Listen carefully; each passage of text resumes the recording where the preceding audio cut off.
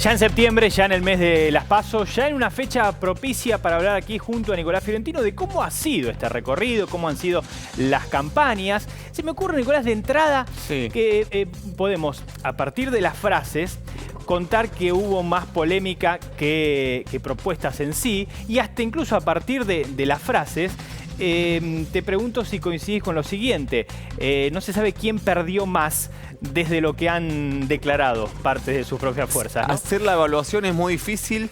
Y si encontrás una propuesta en las 5 principales frases de la campaña que trajimos en el día de hoy, te invito a una cena el fin de semana. Bueno, si querés, porque no la vas a encontrar, así te garantizo eso. Las trajimos un poco en orden cronológico. El primer tema que se instaló en la campaña fue esta frase del presidente Alberto Fernández.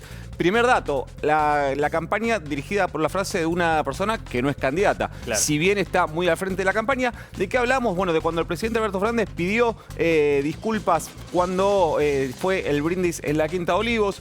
Hubo un brindis, esta frase la dijo Lola Barría, muy recordada, hubo un brindis que no debió haberse hecho, lamento que haya ocurrido, fue de alguna manera te diría el punto final. En realidad no fue el punto final porque esto fue después de cuando apareció la foto. La semana siguiente aparecieron videos que mostraban lo mismo que la foto. El tema un poquito se fue lógicamente desinflando, ahora más instalado en términos judiciales, aunque con un trámite muy lento. Está claro que se fue pinchando un poquito el tema, pero fue el primer tema que se instaló. Después del cierre de listas, inmediatamente lo primero que se habló fue esto. Hay una causa, obviamente, de la cual va a contar novedades hoy Néstor Espósito, pero más allá de eso, fue una frase que habla mucho de cómo ha sucedido o cómo ha transcurrido este mes, porque rápidamente le dio rédito a la oposición. Es que si vos vas a ver ahora los principales temas, lo que ocurrió fue... Uno habló y lo aprovechó el otro. Más que fuerzas políticas tratando de instalar una agenda, fueron fuerzas políticas viendo dónde pifiaba el rival para agarrarse de esto y estirarlo lo más posible. ¿Cuánto tiempo estuvimos hablando de esto? Un montón de días.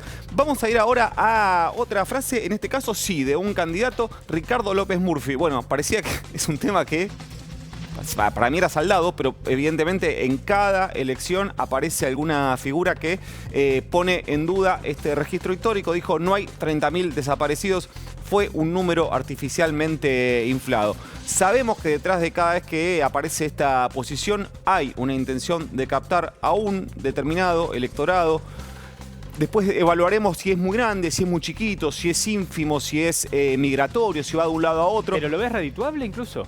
Es muy difícil de medir.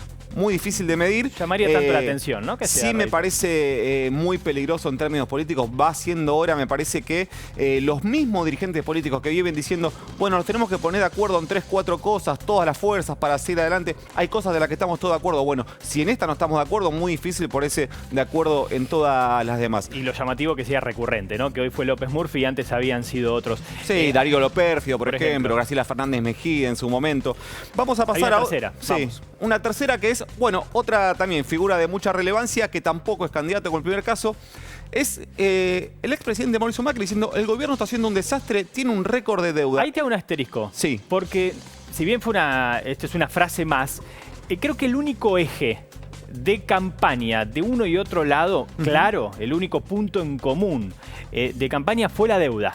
Fue el endeudamiento, fue el recordar lo que fue el préstamo récord del Fondo Monetario Internacional por parte del oficialismo. Y en los últimos días apareció este contraataque diciendo que este gobierno en proyección se ha endeudado más que el suyo. Sí, una cuestión muy llamativa. Nos podríamos meter en el terreno técnico. El dato es relativamente falso. El gobierno de Alberto Fernández no tomó deuda en dólares, cero, básicamente porque tiene todos los mercados cerrados, porque tiene el riesgo país altísimo. Sí, lógicamente se imprimieron muchos pesos para, sobre todo, enfrentar lo que fueron gastos en términos de la pandemia, algunos de ellos después recuperados con lo que fue el impuesto a las grandes fortunas, pero Lo que dice el gobierno de Alberto Fernández es que el gobierno de Mauricio Macri tomó deuda con organismos internacionales, privados o, por ejemplo, con el FMI por más de 100.000 millones de dólares, que nosotros no imprimimos dólares, básicamente. Y esto también fue importante porque nadie en Juntos por el Cambio hubiese deseado que la deuda sea un tema de la campaña. Que se tocara ese tema, exactamente. Excepto Mauricio Macri, que después tuvo después a Larreta, a María Eugenia Vidal, teniendo que salir a respaldarlo. Ahí cuarta. Vean el tenor de la frase de todo este tiempo de campaña. Vamos a una siguiente, lo cual no tiene absolutamente nada que ver con la campaña en sí, que fue parte de una entrevista, digamos así, sacado de contexto, queda peor de lo que en realidad es. Sí. Pero está claramente, fue una frase que no le sirvió en lo más mínimo a Victoria Tolosa Paz. Está claro porque no la completamos. No hace falta hablar con determinados términos a esta hora, ¿no? Sí, pero lo más curioso es que desató una ola de pacatería, porque no lo dijo en un acto público, lo dijo en una entrevista, en un determinado contexto, en un determinado clima. Se estaba hablando de la juventud, sin embargo, dijo esto y hubo una ola de... Bueno, por ejemplo, mira, Diego Santilli, su rival en la interna, María Eugenia Vidal, todos además con un discurso medio raro que dijo, no, la sexualidad es un tema de los jóvenes, que a mí me parece muy peligroso y espero que no se cumpla. Pero ahora te nombré a María Eugenia Vidal, creo que tenemos una nota, ¿no? Para mostrar con ella. Sí, vamos a escuchar a María Eugenia Vidal hace instantes nada más, una nota exclusiva con nosotros.